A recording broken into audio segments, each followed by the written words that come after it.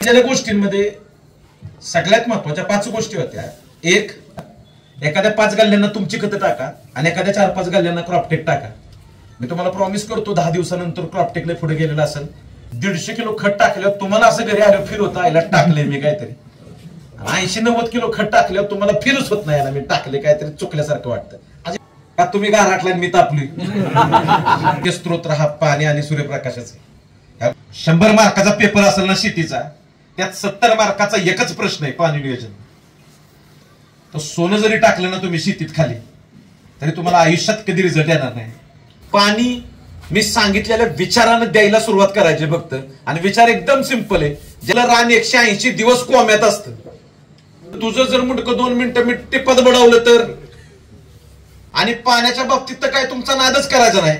आपलं रान भिजून खालच्याच अर्ध भिजल्याशिवाय तुम्हाला कुठं फील होतं आपण पाणी दिले. दिवस रात्र अन्न तयार करत असतं. C6H12O6 6 कार्बन 12 हायड्रोजन 6 ऑक्सिजन एकत्र आले की एक ग्लुकोजचा कण तयार होतो. अशा असंख्य ग्लुकोजचे कण एकत्र आले की एक साखरदंड तयार होतो.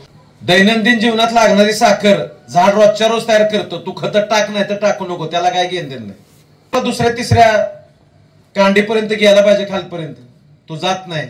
आणि एक लक्षात घ्या, सूर्यप्रकाश बाप आहे सगळ्यांचा. गोष्ट वाटली तुम्ही 5-5.5 कडे सरकायलाच पाहिजे. आता नाही, ज्या झाडाला मुळी नाही खाणारे कोण टाकलेला डोस. बरीच लोक म्हणतात टाकल्या 20-25 दिवसांना अवेलेबल होतो. मान्य आहे मला. 20-25 दिवसांना तरी कुठं आपलं कांड खावलेलं पान सूर्यप्रकाश घ्यायच्या लायकीचं असतं आणि आपली मुळी 10 भाकरी खायच्या लायकीची असते. माझी तुमच्या सगळ्यांना रिक्वेस्ट आहे, तुम्ही टाकत असलेला जो डोस आहे ना बेसल टाका तुम्ही, पण तो जमिनीला न देता मुळीला द्या. जिथं कांड खवले त्याच्या बाजूला अगदी हातकोळप्यानं जरी रेश मारून जरी मातीआड केलं तरी तुमच्या अंगी लागेल. तुमच्यापेक्षा त्या झाडाच्या जास्त अंगी लागेल. अगदी लागण केल्यावर 17व्या-18व्या दिवशी जरी तुम्ही ते दिलं तरी फार चांगला फुटवा, फार चांगलं त्याचं जे बाळ तुमचं जन्माला येईल ते फार स्ट्रॉंग न्यूट्रिएंट घ्यायला सुरुवात करेल. हा एक विषय थोडासा मला महत्वाचा वाटला. थोडा बेसल पुढे घ्या, तुम्हाला बेस्ट रिझल्ट येतील त्याचे. बेस्ट खत मुळीला दिली जातात, जमिनीला दिली जात नाही. आपल्या जमिनीत टनानं खतं पाडल्या, टनानं. जंगलातल्या झाडाला कोण खतं टाकतं का? ती कशी येतात? कधी तुम्ही लॅबोरेटरीमध्ये जर माती परीक्षण केलं तर तिथं कुठलं खत 0 येतं का? अजिबात 0 येत नाही तिथलं कुठलं खत. आपल्या डोक्यात एकच पाहिजे, आपलं काम हे नाही की पलीकडच्यानं 5 पोती टाकली की मी 6 टाकायची. तर आपलं काम मॅनेज करण्याचं आहे, मॅनेजमेंट करण्याचं आपलं काम. हा एक मुद्दा मला थोडासा चुकीचा वाटला, तो करेक्ट करून घ्या मित्रांनो. दुसरा अतिशय महत्वाचा मुद्दा, 4-4.5 फुटाच्या वर काय सरी आता सरणात तुमच्या. ही एक मला थोडी चुकीची गोष्ट वाटली. तुम्ही 5-5.5 कडे सरकायलाच पाहिजे. आता त्याचं कारण एकदम चांगलं आहे. 1-1 मीटरचं पान होतं ऊसाचं, अगदी 1 मीटर पेक्षा जास्तही होतं. तर दोन्हीकडून 1-1 मीटर जर बघितलं ना तर तुमचं 4.5-5 फूट ह्याचं पान त्याच्यात आणि त्याचं पान ह्याच्यात होऊ नये ना. सूर्यप्रकाश आपला दुसऱ्या-तिसऱ्या कांडीपर्यंत गेला पाहिजे खालपर्यंत, तो जात नाही. आणि एक लक्षात घ्या, सूर्यप्रकाश बाप आहे सगळ्यांचा. तुम्हाला माहित नसलं तरी एक गोष्ट सांगतो, दैनंदिन जीवनात लागणारी साखर झाड रोजच्या रोज तयार करतो. तू खत टाक नाही तर टाकू नको, त्याला काय घेणं देणं नाही. खताचा एक दाना सुद्धा न टाकता दैनंदिन जीवनात लागणारी साखर झाड रोजच्या रोज तयार करतं. झाडाचं 96% अन्न निसर्ग निर्मित गोष्टी बनवतात. सूर्यप्रकाशामार्फत मिळणारा कार्बन आणि पाण्यामार्फत मिळणारा हायड्रोजन आणि oxygen. C6H12O6 6 carbon 12 hydrogen 6 oxygen एकत्र आले की एक ग्लुकोजचा कण तयार होतो. अशा असंख्य ग्लुकोजचे कण एकत्र आले की एक साखळदंड तयार होतो. आणि हा साखळदंड म्हणजेच कार्बोहायड्रेट. CHO म्हणजेच कार्बोहायड्रेट्स पानात, खोडात, मुळीत सगळ्यात जास्त साठवून ठेवतं. झाड दिवस रात्र अन्न तयार करत असतं. झाड रात्री पण अन्न तयार करतं बरं का. जर कुणाचा समज असेल 6:30-7 ला झोपतं बिपतं तर ह्यो तुमचा गोड गैरसमज आहे. झाड 24 तास ऑन असतं आणि त्याच्या डोक्यात एकच असतं की अन्न तयार करणं. आणि तयार झालेलं अन्न ते साठवतं. आणि ते साठवलेलं अन्न आहे ना, लय थंडी पडली, लय उष्णता पडली, ज्या दिवशी त्याला काहीच करायला जमलं नाही, पाऊस काळ आला, तर त्या काळात ते वापरून घेतं. आणि जे रिझर्व ज्या झाडाचे चांगले असतात त्या झाडाची वजन एकदम भारी बसतात. तर 96% ही गोष्ट आहे ना निसर्ग निर्मित गोष्टींपासून भेटते त्याला, पाणी आणि सूर्यप्रकाश. आणि ह्या दोन्ही गोष्टीत आहे ना तुम्ही झाडाला लय दमावता. एक जवळ जवळ लावून सूर्यप्रकाशाची कुंडी करून टाकता 120-30 दिवसानंतर. आणि पाण्याच्या बाबतीत तर काय तुमचा नादच करायचा नाही. आपलं रान भिजून खालच्याच अर्ध भिजल्याशिवाय तुम्हाला कुठं फील होतं आपण पाणी दिले.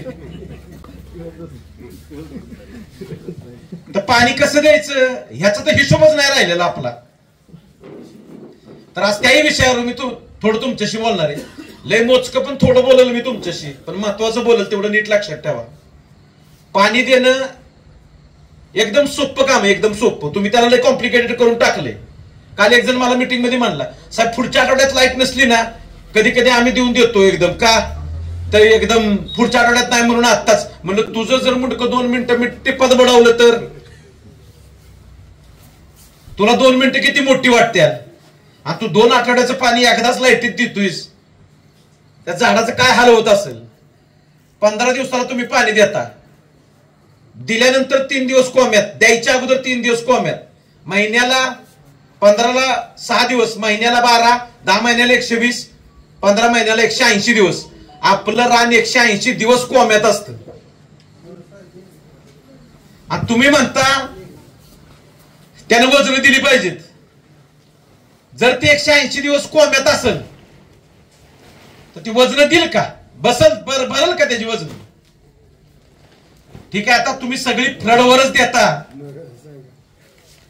विरोध करायचा नाही मला तुम्हाला, पण ऍटलिस्ट पाणी दिल्यानंतरचे 2-3 दिवस तुमचे कव्हर करता येणार नाही तुम्हाला. पण दुसरं पाणी द्यायच्या अगोदरचे 3 दिवस जे झाडाच्या स्ट्रेस मध्ये जातात तेवढे जरी तुम्ही 15 दिवसाला कव्हर केले, महिन्याला 6 दिवस, 10 महिन्याला 60, 15 महिन्याला अगदी नाही म्हणलं तरी 80 दिवस होतील.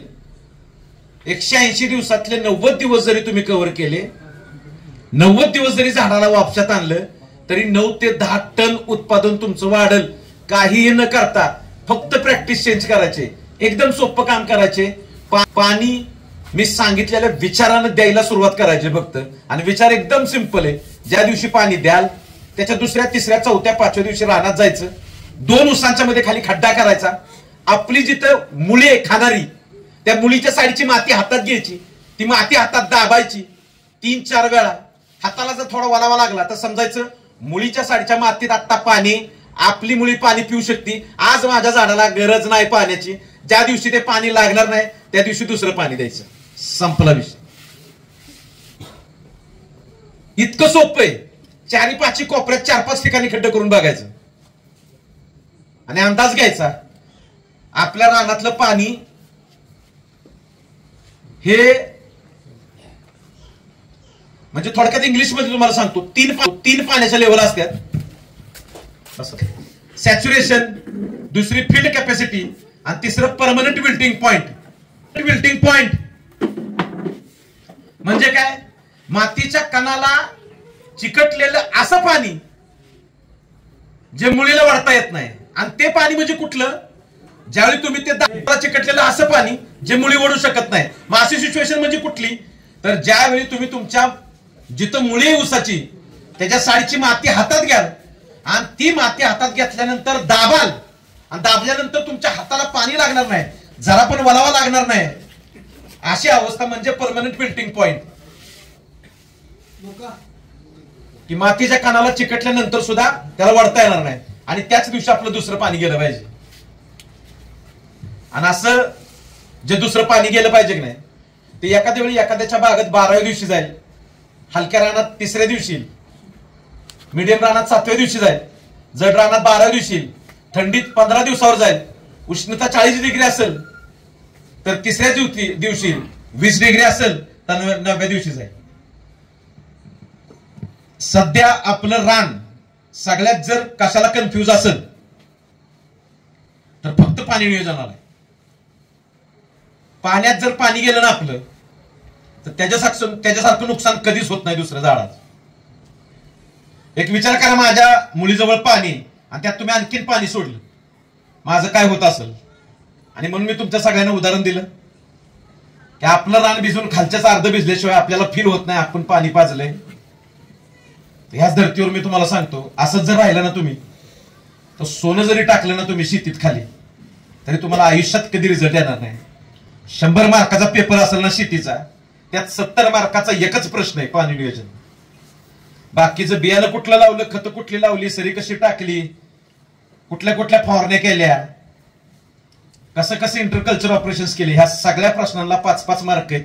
5 पैकी 5 जरी पाडलं आणि पाण्याचा प्रश्न नीट सोडवला तरी 30 ते 35 मार्क पाडून तुम्ही काटावच पास होणार. आणि पाण्याचा प्रश्न जर सुटला तुमचा, 65-70 जरी मार्क पडले आणि बाकीच्या प्रश्नातनं 3-3, 4-4 जरी मार्क पडले ना तरी 80च्या वर पेपर सोडवणार तुम्ही शेतीचा आणि तुम्ही डिस्टिंक्शन मध्येच पास होणार. काहीही एक्स्ट्रा न वापरता, कुठल्याही खताचा दाना एक्स्ट्रा न मारता, नथिंग. काय किट नको, टॉनिक नको, मास्टर नको, पुस्टर नको, त्याला काय फक्त नियोजनात बदल करायचे, तो पाणी नियोजनात. मी आजही सांगतो तुम्हाला, झाडाचं अन्न 3च गोष्टी बनवतात. एक, सूर्यप्रकाशामार्फत मिळणारा कार्बन आणि पाण्यामार्फत मिळणारा हायड्रोजन, ऑक्सिजन. 96% झाडाचं अन्न ह्या गोष्टी बनवतात. खतं फक्त 4% लागतात आणि त्या पण 4%तली टनानं पडल्यात जमिनीत, टनानं. आणि त्याचं सुंदर उदाहरण, आपण जर जमिनीमध्ये एखादं बी लावलं आणि जर तुमचं ते उगवलं आणि ते वाढत असेल तर पाठीवर थाप मारायची, आपल्या जमिनीमध्ये मुक्त स्वरूपात खतं अवेलेबल आहेत. नसती तर ते वाढलंच नसतं. तुम्हाला एक गोष्ट सांगतो, जोपर्यंत तुम्ही पाणी नियोजन शिकणार नाही ना आणि जोपर्यंत प्रत्येक पानावर सूर्यप्रकाश, हे बघा, शेतकऱ्याची एकच फक्त तुमचं काम आहे, एकच, मुलीच्या साईडला, झाडाच्या साईडला चांगलं वातावरण त्याला तयार करून द्यायचं. That's all. तुम्ही अजिबात त्याला डिस्टर्ब करू नका काहीतरी करून.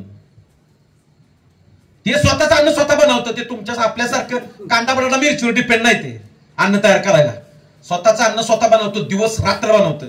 झाड रात्री अन्न बनवतं ना, ह्याचा शोध केल्विन नावाच्या सायंटिस्टने लावलाय. ह्या केल्विन नावाच्या सायंटिस्टने ना प्रयोगांती सिद्ध केलं की झाड रात्री पण अन्न बनवतं. दिवसा घेतलेल्या सूर्यप्रकाशाने जमिनीतनं उचललेल्या फॉस्फरस मधनं एक केमिकल बनतं, ऍडेनाइन ट्रायफॉस्फेट, एटीपीच्या नावानं. आणि एटीपीच्या माध्यमात एटीपीला धरून झाड रात्रीचं अन्न बनवतं पानामध्ये. तुम्ही फक्त त्याला मदत करा की त्याच्या मुलीच्या साईडला झांजाळ होणार नाही आणि प्रत्येक पानावर सूर्यप्रकाश कसा पडेल, बस दॅट्स ऑल. एवढंच तुमचं काम आहे. बाकी झाडाचं काम करत. खतांचा रोल फार थोडाफार कमी असतो. ज्यावेळी त्याची प्रजनन, रिप्रोडक्टिव्ह ग्रोथ येते, पिल्लांना जन्म घालायचा असतो, त्यावेळी त्याला थोडीफार एक्स्ट्रा खतं लागतात. वर खतांना वरच म्हटलं जातं.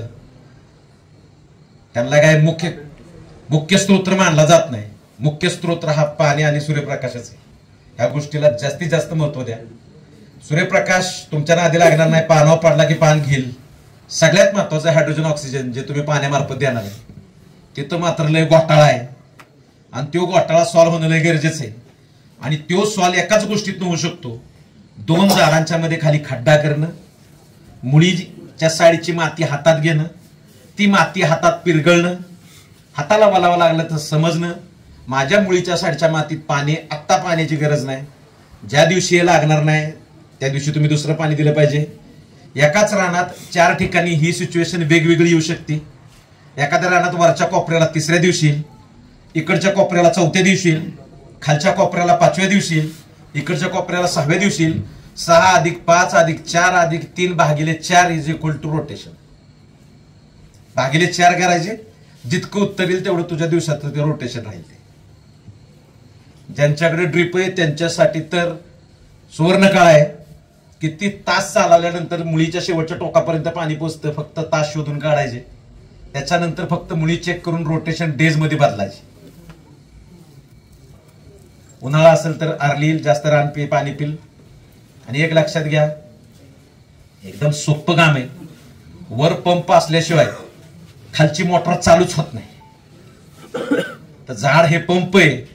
खालची मोटर आपटेकची जोपर्यंत आदेश देत नाही पान, तोपर्यंत काही खाल्लं जात नाही. आणि म्हणून मी तुम्हाला पहिले उदाहरण दिलं की पहिला जो तुम्ही माती जो 7-8 हजार रुपयाचा जो डोस बीस टाकता आणि ते कांड खावता कुठं, खत पडलंय कुठं, कुणालाच माहित नसतं. समाधान फक्त एकच असतं, मोठा बेसल डोस टाकलाय. 40,000 तर फक्त माझी एकच अपेक्षा आहे, कांड जिथं खवलंय त्याच्या बाजूला डोस पडला पाहिजे. मुळीला खत दिलं जातात, जमिनीला नव्हे. पाणी जमिनीला दिलं जातं, मुळीला नव्हे. जमीन ठरवती पाणी सोडायचं किती कमी किती करायचं. काळी जमीन वॉटर होल्डिंग कॅपॅसिटी जास्त, हलकी जमीन वॉटर होल्डिंग कॅपॅसिटी कमी. आपल्याला फक्त मुळीच्या जवळचं मॉइश्चर चेक करता आलं पाहिजे. ह्याच्या पलीकडे काही शेती नाही. ह्याच्या पलीकडे जर काय असेल तर सगळी गांडवा गडवी. आणि हे जर नाही तुम्हाला कळालं तर माझ्यासारखा प्रत्येक वर्षी कोणतरी येणार आणि तो 100% तुम्हाला गंडवून जाणार. सगळ्यात जास्त गावात चर्चा झाल्या पाहिजेत, यार तुझं पाणी कितव्या दिवशी येते. अरे माझं वलच लागतंय 14 दिवस झाले. अशा चर्चा येत्या. माझा एक मित्र आहे, 69 दिवस द्राक्ष बागेला पाणी देत नाही. त्याची जमीन इतकी चिघट आहे. 69 दिवस आणि तरी 14 टन एक्सपोर्ट करतो. पीक कुठलं पण असू दे, आपल्याला पाणी नियोजनात मागं नाही पडलं पाहिजे. ज्या दिवशी तुम्ही पाणी नियोजन शिकाल त्या दिवशी तुमच्या आयुष्यातला 70% अंधकार शेतीतला गेला म्हणून समजा. हा माझा महत्वाचा मुद्दा होता म्हणून जास्त वेळ घेतला मी. राहता राहिला विषय एकदम सिंपल, 2-3 गोष्टींचा बाकीच्या. तर अजूनही मी तुम्हाला गोष्ट सांगतो. 120-150 दिवसानंतर आपला सूर्यप्रकाश आपल्या बोधावर पडला पाहिजे. आपलं पाणी नियोजन वापशाव गेलं पाहिजे. आपली खतं योग्य त्या ठिकाणी पडली पाहिजेत. आणि शेवटचा मुद्दा माझा 4था, खत मातीआड झालं तरच त्याचा उपयोग होतो. मला बऱ्याच ठिकाणी ना वरच्यावर टाकणारी बहादरले दिसले. मी तुम्हाला एक गोष्ट सांगतो. आम्ही चिलीला गेलो होतो. आमचं काय नशीब आडवं आलं, आम्हाला चिली दौरा करायला भेटला आणि तिथं मला माझ्या आयुष्याचा एक सगळ्यात मोठा धडा भेटला. 7-8 दिवस आम्ही फिरलो. 8व्या-9व्या दिवशी एक अनुभव आला आमच्या एका शेतकऱ्याला. त्याने शेअर केला आमच्याशी. तो मला दिवसा कोणी खत टाकताना पाणी सोडताना दिसलं नाही याचं. मग त्या शेतकऱ्यानं आम्हाला समजवलं, मला सूर्यप्रकाशात 30-35 डिग्रीत जर 4-5 तास जर एखादं खत राहिलं तर त्याचं व्होलेटायझेशन उडून जायची क्षमता फार मोठ्या प्रमाणावर वाढते. मित्रांनो, तो 30-35 डिग्रीचं म्हणत होता. आपली जनता 40 डिग्रीत असते. तो जमिनीच्या खाली 2-3 सेंटीमीटरची गोष्ट करत होता. आपण जमिनीच्या वरच असतो.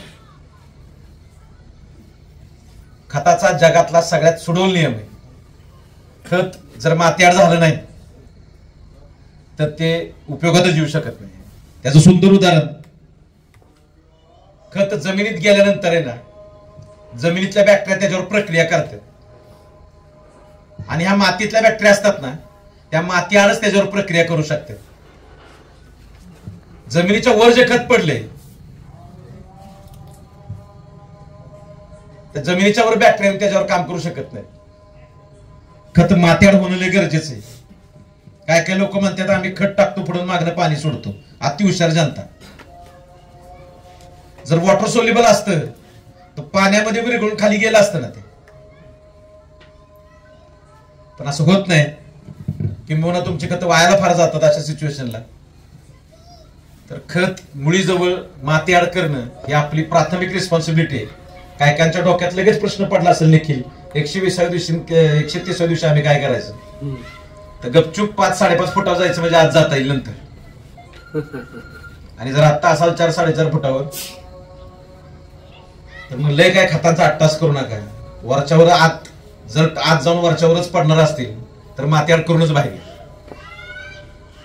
नाही तर आपला पाण्याचा स्त्रोत आहे, जिथून आपलं पाणी जातं तिथं वॉटर सोल्युबल खत 10 किलो प्रति एकर, 5 किलो प्रति एकर, जसा डोस असेल तसं टाका आणि पाण्यामार्फत जाऊ द्या. पण मग फार काय मोठ्या डोसच्या नादी लागू नका जर मातीआड होणार नसेल तर. एक चौथा पॉईंट मला तुम्हाला सांगायचा होता की खत मातीआड करणं अत्यावश्यक आहे. आणि ते जर होत नसेल तर तुम्ही खत न टाकलेलं बरं. 5वा, खत टाकायचं किती हा एक महत्वाचा मुद्दा समजवतो आणि एका खताबद्दल माहिती देऊन थांबतो. मी प्रश्न घेतो तुमचे. खत टाकायचं किती आणि कसं, तर ह्याचं सगळ्यात सुंदर उदाहरण मी तुम्हाला देतो. बाळ बांधणीला आणि मोठ्या बांधणीला जे मुख्य 2 डोस टाकता तुम्ही, पानं जर तुम्ही लॅबोरेटरीमध्ये चेक केली, वरून 3ऱ्या-4थ्या क्रमांकाचं पान घ्यायचं, एक 30-40 पानं गोळा करायची, खालनं अर्धा फूट वरनं अर्धा फूट कट करायची, मधला जो भाग असतो असे 30-40 पानं तुम्ही आमच्या कंपनीच्या मेंबरला द्या, ऋतुजला द्या, किंवा तुम्हाला ज्या लॅबोरेटरीमध्ये जिथं पानांचं अनालिसिस होतं त्या लॅबोरेटरीमध्ये द्या. पुण्याला आहेत, सांगलीला आहेत, चांगल्या लॅब आहेत. आपल्या बाळ बांधणीच्या अगोदर, मोठ्या बांधणीच्या अगोदर जर पानं चेक केली तुम्ही, रक्तलघवी जर चेक केली पिकाची, जे घटक पानामध्ये जास्त आहेत ते द्यायचेच नाहीत, जे घटक कमी आहेत तेवढेच द्यायचे, जे घटक मिडियम आहेत ते मेंटेन करायचे, बस दॅट्स ऑल.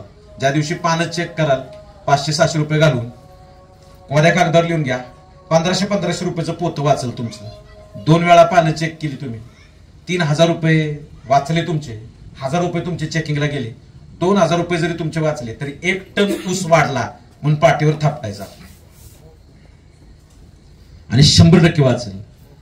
ज्या दिवशी तुम्ही पानं चेक कराल ना त्या दिवशी कळलं, अरे इतकं आहे माझ्या पानात, अरे ह्याला नाही द्यायला पाहिजे.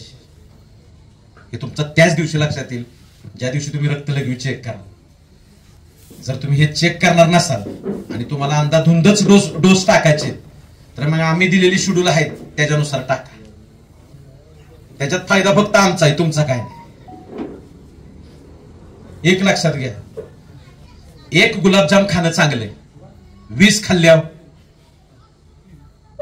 सध्या तुमचं रान त्या विवंचन येते. तुमच्या लक्षात येणं झालंय की माझं रान तर इतकं खातंय, फॉस्फरस इतकं खाते का पोटॅश इतकं खाते, युरिया तर इतका देतो आपण, इतका देतो तो आता घरात ताटातच वाढायचा राहिलाय फक्त आपल्या, इतका खायला घालतो आपण. त्याचं शरीरात जाऊन काय होतंय काय होत नाही. आणि झाडाची बिचाऱ्याची इतकी वाईट अवस्था होती, खालून जे त्याच्या मुळीजवळ पडलेले ते सोल्युशन घ्यायचं झाडाला कळतं, त्याला कळत नाही हे नंतर एकाच पुरत आहे, त्याला फक्त सोल्युशन घ्यायचं कळतं. आणि शरीरात जास्त झालेली गोष्ट त्याला बिचाराला पचवायला लागते आणि ती पचवण्यासाठी त्यानं तयार केलेलं अन्न सगळं वायाला जातं आणि म्हणून आपली वजन बसत नाही. झाडाची दुसरी एक अडचण आहे, खालून खाल्लेले अन्नद्रव्य त्याला साठवता येत नाहीत शरीरात. 100 किलोच्या एखाद्या झाडाला जर जाळलं तर 95 किलो CHO कार्बोहायड्रेट्स निघतात, 5% त्याच्यात खत निघतात फक्त. 5 किलो 100 किलो मध्ये त्याला साठवता येत नाही खाल्लं खाल्लेलं. झाडाचं असं नसतं आता नंतर खाल्लं आता 15 दिवस काय खायचं टाकाटाक एकदम, असं काहीच नसतं. उंटासारखं काम नाही, 6 महिने पाणी पिलं नाही तरी चालतं, असं काय नाही. झाड रोज खात, झाड सकाळ दुपार संध्याकाळ त्याचा रोज अपटेक सुरू असतो. तयार घेतलेला अपटेक प्रोसेस करतं, कार्बोहायड्रेट्स मध्ये कन्वर्ट करतं, प्रोटीन मध्ये कन्वर्ट करतं, झाडात साठवतं, ज्यावेळी गरज लागेल त्यावेळी पिल्लांना पोरांना फुलांना वापरून घेतं. इतकं सिंपल डेफिनेशन आहे झाडाची. सगळ्यात जास्त जर त्याला कन्फ्युज कोण करत असेल ना तर तुम्ही. तुम्हाला एक भावना सांगू का, सोपी भावना, मला एका चांगल्या शेतकऱ्याने सांगितली, मी ती नंतर आपणवली एकदा. तुम्ही उसाच्या रानात 3 दिवस जावा एका सरीत, तुम्हाला ते 3 दिवस कापल त्याची पान, 4थ्या दिवशी ते तुम्हाला पान कापणार नाही अजिबात. का? त्याला कळतंय अरे आपलाच कोणतरी ना, आपली काळजी घ्यायला येते. इतकं भावनाशील आहे ते. आणि आपण भावनाहीन आहे. आज दिलंय का पाणी, थांब अजून एकदा देतो तुला. कोण मुळी जवळ बघत नाही काय नाही. अहो कधी कधी तर तुम्ही रानात जर फिरायला गेला असाल ना तर त्याला टेन्शन येत असेल, अरे हे पुन्हा पाणी बिणी द्यायला आलंय काय म्हणून, त्याला लोड येत असेल त्या बिचाऱ्याला. असं करू नका. मॉइश्चर चेक करून पाणी द्यायला सुरुवात करा. योग्य ठिकाणी खतं टाका. सूर्यप्रकाश 100% पानावर पडला पाहिजे याची काळजी घ्या. तेवढं अंतर ठेवायला शिका. आणि कोणी बी किती बी 30 मारखाना असू द्या, 30-32 हजाराच्या वर कांड तुटून जात नाही ऊसाचं एकरात. हे फुटवा जी करताय ना त्याला झिरो अर्थ तुमच्या, काय नाही त्याला येडपटपणा आहे. 15 पूर्व 250 ग्रॅमची घरात तयार करण्यापेक्षा 5च ठेवा ना 5-5 किलोची करा. पैलवान तयार करा. ते बेट 25 किलोचं होऊ द्या. येते का लक्षात तुमच्या? ते 250 ग्रॅम करून 3च किलो होणार आहे सगळं बेट. है ना? माझा मुद्दा फक्त सिंपल आहे की एक ऊस तुम्ही जास्तीत जास्त किलो करू शकता. 5, 5.5, 6 किलो नेऊ शकता. आणि 30-32 हजाराच्या वर ऊस तुटून जात नाही. कुणी किती बी आपटू दे काय पण करू दे. तर समजा 5-5.5 फुटाचं 5 फुटाचं अंतर आहे तर 10 फुटामध्ये 50 ऊस पाहिजेत. एकरात बरोबर 43,500 बसत्यात. हळूहळू 35-32 वर त्यांचं कॅल्क्युलेशन संपतं. 6 फूट अंतर असेल तर 60 ऊस, 4.5 फूट अंतर असेल तर 45 ऊस 10 फुटात ठेवायचे. एक 7 ठिकाणी मोजायचं हाईत किती कसं चाललंय कॅल्क्युलेशन. माझी सरी जर 4.5 फुटाचे तर ह्या अशा 10 फुटात उभ्या फुटात 45 ऊस पाहिजेत. आपले लय बारीक असेल लय मोठा असेल तोडून टाकायचे जीव खात्यातले. संख्या नियोजन करा. परफेक्ट ऊसाचं उत्पादन येईल आपल्याला, चांगलं उत्पादन येईल आपल्याला. आणि एक लक्षात घ्या, हा बिपिन चोरगेचा वैयक्तिक सल्ला आहे बरं का. तुम्हाला लय काय ट्राय करू नका. 150 टन 125 टन लय काय ट्राय करू नका. एक प्रांजळ हिशोब काढलाय मी निखिल. 100 टनाच्या वर प्रत्येक टनाला 2-2.5 हजार रुपये खर्च येतो. तेवढं तर आपल्याला कारखानाच देतो. तर ते न घेतलेलं बरं. आपण 100 टनाचा 105 टनाकडे थोडासा प्रयत्न करत राहा. तो तुम्हाला चांगला ठरला. आणि तेवढं आवाक्यात सुद्धा आहे थोडंफार मेंटेन केलं तर. आणि हे करण्यासाठी तुम्हाला पाणी नियोजनामध्ये आणि सूर्यप्रकाशामध्ये फार मोठा बदल करावा लागेल, जो मला ह्या बारामती एरियात फार काही ठिकाणी चांगला दिसला नाही, किंबहुना दिसलाच नाही. तर तेवढा चेंज करा. बाकी तुम्ही सगळी लोक हुशार आहात आणि प्रचंड चांगलं काम करताय. बियाणं, चौकस बुद्धी सगळं. फक्त अज्ञानात चूक होतीये ती इरिगेशन मॅनेजमेंटची आणि ह्या गोष्टीची. जाता जाता एक मुद्दा सांगतो शेवटी. उसावर बरेच लोक आता 120 दिवसापर्यंत फवारण्या करायला लागले. फवारण्या करतात. कोण आळवणी करते, कोण टॉनिक मारते, कोण काय काय मारते, कोण 1261 मारते, कोण 0-34 मारते. हरकत नाही, मारा तुम्ही. पण फवारणी करत असताना ना एक लय मोठी चुकी होती तुमच्याकडे मित्रांनो. पाणी जड आहे का औषध जड आहे?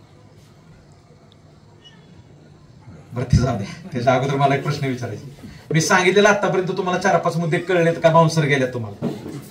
हा का तुम्ही गारहाटला मी तापली?